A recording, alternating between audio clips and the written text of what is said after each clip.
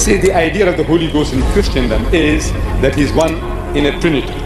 But the Christian says that the Father is God, the Son is God, and the Holy Ghost is God. But they are not three gods, but one God. In his catechism, he continues that the Father is Almighty, the Son is Almighty, and the Holy Ghost is Almighty. But they are not three Almighties, but one Almighty. It continues, your catechism. It says the Father is a person, the Son is a person, and the Holy Ghost is a person. That's what Brother Swagger says in his book. Person, person, person. But not three person, but one person. I am asking what Good morning and welcome to Today on Saturday. I'm Tracy Grimshaw. Coming up soon on the program, we'll meet Sheikh Ahmed Deedat, the Muslim missionary who chose Good Friday to deliver a message many Christians regard as an affront. First this morning to a story that has scandalised local church leaders this Easter weekend. Sheikh Ahmed Deedat is a South African Muslim missionary who's in... Haleluya, haleluya, haleluya. Assalamualaikum warahmatullahi wabarakatuh. Salam Aki. Aku kabarkan Injil keselamatan. Bapak Ibu Tuhan, ketemu lagi dengan saya Evangelis Abraham Effendi Usman. Bagaimana kabar Bapak Ibu semua? Tentu luar biasa. Nah saudaraku, mengenai masuk neraka itu adalah hal yang pasti, suatu kepastian, dan itu adalah akan dialami oleh semua orang. Semua manusia itu pasti akan masuk neraka. Pasti, bukan mudah-mudahan, bukan moga-moga. Tetapi untuk masuk surga itu baru mudah-mudahan, itu baru moga-moga. Masuk neraka hal yang pasti, masuk surga mudah-mudahan, moga-moga. Bukankah kita sangat takut untuk masuk neraka? Tetapi masuk neraka itu adalah pasti akan dialami oleh setiap umat manusia, kecuali kita yang percaya, beriman, bertakwa kepada Adonai Yeshua HaMashiach. Kita yang percaya kepada Yesus Kristus, kita sudah mendapatkan hidup yang kekal. Kepastian untuk mendapatkan hidup yang kekal itu kita dapatkan ketika kita percaya kepada Yesus Kristus. Tetapi bila masa hidup kita mengabaikan, bahkan kita mengolok-ngolok, kita menghina, kita mencemooh, bahkan kita masa di dunia ini menjadi pengajar palsu, menjadi guru-guru palsu, kita adalah nabi palsu, maka sudah pasti tempat kita adalah neraka. Itu tidak bisa lagi diganggu-gugat. Nah saudaraku, saya ingin mengajak Bapak Ibu semuanya untuk melihat cuplikan video di bagaimana akhir hidup para penghujat. Tujuannya apa? Agar orang-orang di sekitar kita yang selama ini hadir di media sosial, hadir di TikTok, hadir di YouTube, mereka tidak lagi menghujat iman yang tidak mereka imani. Lakum dinukum waliyadin, itu mereka tanamkan dalam hati dan pikiran mereka. Berjalan di rel masing-masing, imani kitab suci masing-masing, dan ikuti petunjuk sesuai dengan agama masing-masing. Kalau ingin mengajarkan agamamu kepada orang yang tidak mengikuti agamamu, ajaklah dengan cara yang baik, dengan cara yang sopan, tanpa perlu menghujat agama yang tidak seagama denganmu, tanpa perlu menghujat orang yang tidak seiman seakidah denganmu, tanpa perlu menghujat kitab-kitab orang lain, agama-agama lain. Nah, kalau mau mengajak, ayo masuk agama saya, karena di dalam agama saya itu kalau Anda mati, Anda akan mendapatkan 72 ini misalnya. Kalau Anda mati dalam keadaan begini, maka Anda akan mendapatkan bogono nantinya. Nah, ajak dengan cara yang baik tanpa perlu menghujat. Nah, untuk itu Bapak Ibu, kita akan putar kembali bagaimana akhir hidup si penghujat. Dalam hal ini adalah gurunya Zakir Naik Ahmad Deedat. Hidup para penghujat, akhir hidupnya itu mati dalam keadaan sangat mengkhawatirkan, mati dalam keadaan sangat mengenaskan, mati dalam keadaan sangat melelahkan Bapak Ibu. Nah mari kita lihat sama-sama, sehingga cuplikan video ini benar-benar menjadi pelajaran bagi mereka yang selama ini hadir di TikTok, hadir di media sosial lain seperti YouTube, supaya mereka tidak menghujat agama yang tidak mereka anut. Bagaimana cuplikan videonya? Mari kita saksikan sama-sama.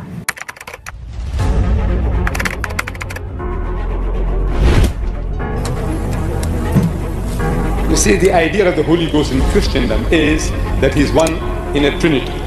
But the Christian says that the Father is God, the Son is God, and the Holy Ghost is God. But they are not three gods, but one God. In his catechism, he continues that the Father is Almighty, the Son is Almighty, and the Holy Ghost is Almighty. But they are not three Almighties, but one Almighty. It continues, your catechism. It says the Father is a person, the Son is a person, and the Holy Ghost is a person. That's what Brother Swagger says in his book. Person, person, person. But not three person, but one person. I am asking what Good morning and welcome to Today on Saturday. I'm Tracy Grimshaw. Coming up soon on the program, we'll meet Sheikh Ahmed Deedat, the Muslim missionary who chose Good Friday to deliver a message many Christians regard as an affront. First this morning to a story that has scandalised local church leaders this Easter weekend. Sheikh Ahmed Deedat is a South African Muslim missionary who's in Australia to deliver a provocative message in his lecture, Easter, a Muslim Viewpoint. In a country that prides itself on the right to free speech, it is not the content of his lecture that's caused affront, it's the timing. Sheikh Deedat delivered his speech on the most solemn day of the Christian calendar, Good Friday. Sheikh Deedat.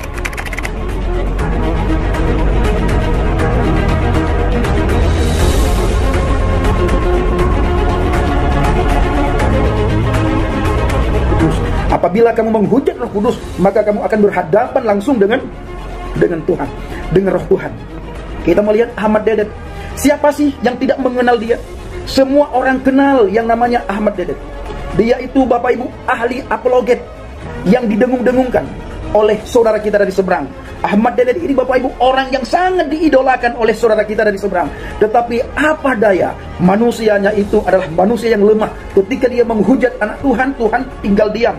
Ketika dia menghujat para penginjil, menghujat pendeta, menghujat kekristenan, tidak dilakukan apa-apa terhadap Ahmad Deedat. Tetapi ketika Ahmad Deedat menghujat Roh Kudus, menghujat Tuhan, apa yang akan terjadi? Dibuat oleh Tuhan menderita selama 9 tahun lamanya Bapak Ibu. 9 tahun dia dibuat oleh Tuhan diam, tidak bisa bergerak, tidak bisa melakukan apapun, hanya dia bisa melihat tetapi tidak bisa berkata apa-apa. Ahmad Deedat adalah seorang imigran asal India kelahiran tahun 1918 yang menjadi warga Afrika Selatan karena memperoleh penghargaan King Faisal Award Nobel dari pemerintah Saudi Arabia pada tahun 1986 atas karya-karyanya.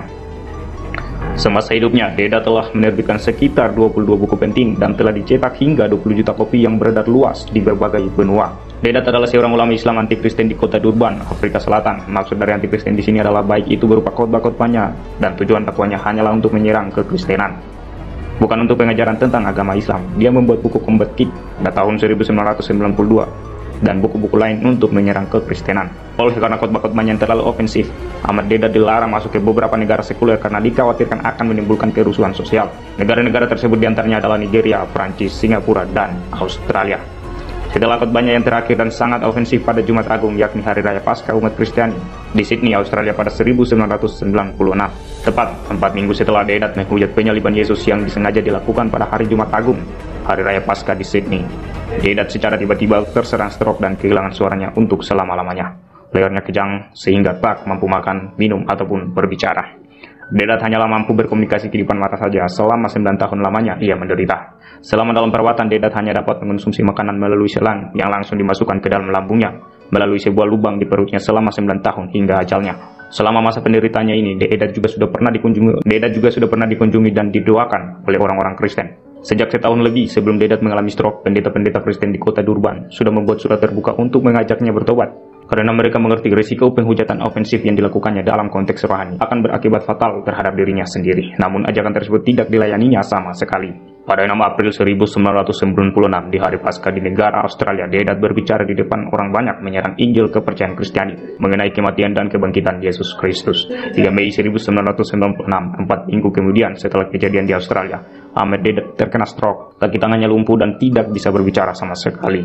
Pada 8 Agustus 2005, Deedat meninggal setelah menderita lumpuh dan bisu selama jauh sebelum Injil ditulis. Yesus sudah memberitahukan kepada murid-muridnya bagaimana Injil akan ditulis seperti yang ada kita sekarang ini, yaitu dengan pengajaran dan segala sesuatu yang diingatkan oleh Roh Kudus kepada mereka. Tetapi penghibur yaitu Roh Kudus yang akan diutus oleh Bapakku dalam namaku, dialah yang ada sesuatu kepadamu dan akan mengingatkan kamu akan semua yang telah kukatakan kepadamu. Yohanes 14 ayat 26.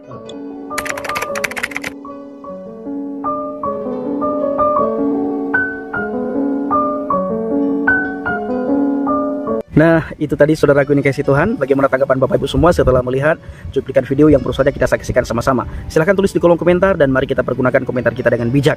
Apa yang Bapak Ibu dapatkan?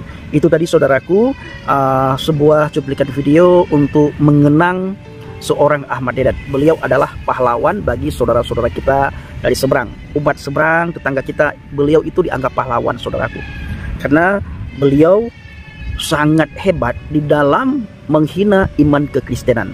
Sangat hebat dan sangat berani beliau menghujat Roh Kudus. Tidak lama setelah beliau menghujat Roh Kudus, langsung beliau mengalami hal yang sangat mengerikan. Tidak ada satu dokter pun yang bisa mengetahui, bisa memprediksi sakit apa yang dialami oleh seorang Ahmad Deedat. Gurunya daripada si Zakir Naik, pahlawannya daripada saudara kita, tetangga kita dari seberang, dianggap pahlawan. Nah, ini menjadi pelajaran yang sangat penting Bagi teman-teman dari sana yang sampai hari ini masih saja menghujat iman kekristenan, menghujat Tuhan Yesus, kami memang tidak bisa membalas hujatan kalian karena nanti dianggap penistaan agama. Ketika kami membalas, maka kami dianggap menista agama kalian. Lalu tidak lama kemudian kami ditangkoi. Setelah ditangkoi kami disiksa di dalam penjara, di dalam tahanan, dan kami divonis itu sangat lama. Berbeda dengan antum-antum semua, di saat kalian menghina iman kekristenan, kalian dianggap pahlawan, bahkan diberikan hadiah oleh organisasi tertentu untuk kalian. Supaya apa? Supaya ke depan kalian lebih hebat lagi di dalam menghujat. Dan hukum penistaan agama tidak akan menimpa kalian. Kalaupun menimpa, itu tidak lama, seperti Yahya Waloni. Tidak lama Yahya Waloni mendekam di dalam penjara, dan diperlakukannya itu sangat istimewa. Berbeda dengan diperlakukannya saudara kami Bapak Muhammad Kece. Ketika Bapak Muhammad Kece masuk penjara, itu diperlakukan tidak manusiawi, dikasih tinja. Nah, orang yang kasih tinja ini dianggap pahlawan, disiksa. Orang yang menyiksa dianggap pahlawan karena membela agama. Hanya di dalam kekristenan yang tidak pernah ada orang yang membela agama. Tidak ada istilah membela Tuhan. Tidak ada. Yang ada apa? Berapologet dengan baik. Artinya apa berapologet dengan baik? Ketika ada orang yang menanyakan iman kami menjawab dengan lemah lembut sesuai dengan apa yang tertulis dalam Alkitab. Bahkan kami tidak diizinkan untuk membela mati-matian iman, agama, kepercayaan kami. Tetapi kami harus, bahkan diwajibkan untuk mempertahankan iman kami, mempertanggungjawabkan iman kami kepada setiap orang yang meminta pertanggungjawab. Kami harus mampu memberikan tanggung jawab ketika ada orang yang bertanya, ini kenapa kalian menuhankan Yesus? Ya, padahal kita tidak menuhankan Yesus. Memang Yesus Kristus sudah dari sononya Tuhan. Tanpa dituhankan oleh manusia pun dia sudah Tuhan. Tanpa perlu dituhankan oleh manusia. Bahkan bila tidak ada satu orang pun lagi di dunia ini yang mengatakan dia adalah Tuhan, dia adalah juru selamat, dia tetap Tuhan, dia adalah tetap juru selamat. Maka dari itu Bapak Ibu dikasih Tuhan, sebagaimana saya katakan tadi, kita tidak boleh menghina iman mereka karena nanti kita dianggap penistaan agama. Dan lagi iman kita, agama kita, kitab kita tidak mengajurkan hal yang seperti itu. Berbeda dengan teman-teman kita dari seberang. Bahkan teman-teman kita dari seberang ada istilah rela mati demi agama, rela mati demi kitabnya, rela mati demi rasul, rela mati demi nabi, rela mati demi ini. Nanti kalau kamu rela mati secara begini, kamu akan mendapatkan sekian, ya, hal-hal yang begituan Bapak Ibu. Nah saudaraku, dengan kejadian ini kita akan sering ulang supaya benar-benar teman-teman kita dari seberang itu merasakan, merenungkan bahwa ada konsekuensi ketika seseorang itu menghina Tuhan. Ada konsekuensi yang sangat serius ketika orang tersebut menghina Tuhan Yesus, menghina Alkitab, seperti si Ahmad Deden. Saudaraku dikasih Tuhan, di akhir video saya selalu mengajak Bapak Ibu semuanya supaya kita selalu berteguh di atas fondasi iman yang benar. Assalamualaikum Bishim Hamasiah. Salam Aki. Aku kabarkan Injil keselamatan. Bapak Yahweh Bishim Adonai Yesus Hamasiah. Ruach Kodes memberkati kita semua. Haleluya. Amin. Salam Murtadin. Saya mengucapkan terima kasih banyak kepada Bapak Ibu yang selalu mendukung pelayanan Paget, baik melalui doa, dana, motivasi maupun support saudara semuanya. Terima kasih.